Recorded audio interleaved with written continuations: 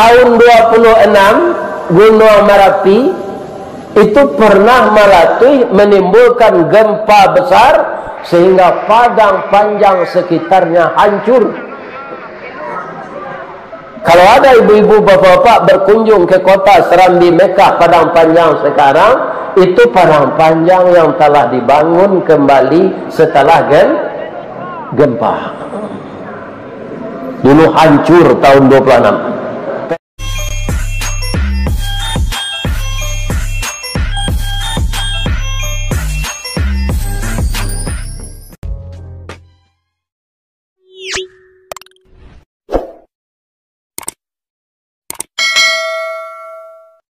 Lahar panasnya sudah banyak keluar, menghancurkan rumah, membunuh manusia. Sudah banyak manusia terkapar mati, ya kan?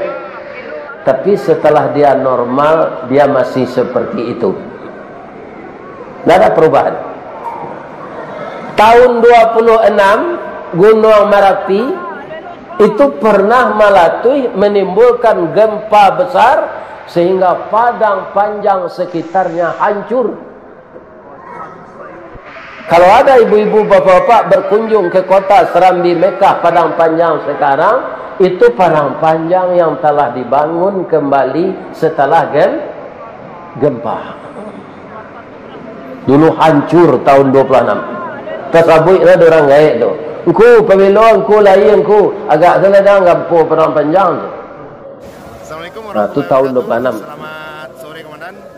Mohon izin. Sekarang kalau pergi bapak dari Solo ini ke Bukit Tinggi, tiba di Tabik Kota Baru, Maingong ke Suok, Ba Gunung Merapi itu. Ari paneh kilau memanca bayang terserak di udara, jalih segala puncak gunung karena cahaya matahari. Awan bararak dua-dua berserai kabut dan sabondong, kabut naik gunung Latingga menangis lakuak kepanasan. Masih indah gunung itu sampai sekarang, tidak ada tanda-tanda meletus. Sampai di sungai di Kelwantu. Bulan jauh bila sudah terawih. Kurang lebih sampai Rancak je Gunung Merapi itu, tidak ada perubahan.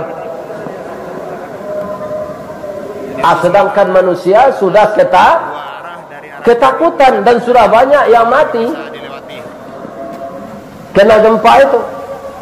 Sementara itu yang dapat Kalau kiamat gunung itu bagaimana? Kita lihat dulu Al-Quran. sore Komandan. Assalamualaikum warahmatullahi wabarakatuh. Wa takunul jibalu kal ihnil manfush. Gunung-gunung bertaburan, berhamburan seperti bulu-bulu ditiup. Kira-kira lah ya dojo gunung tu lah kalau hari kiamat. Ndaklah tabang serupa bulu.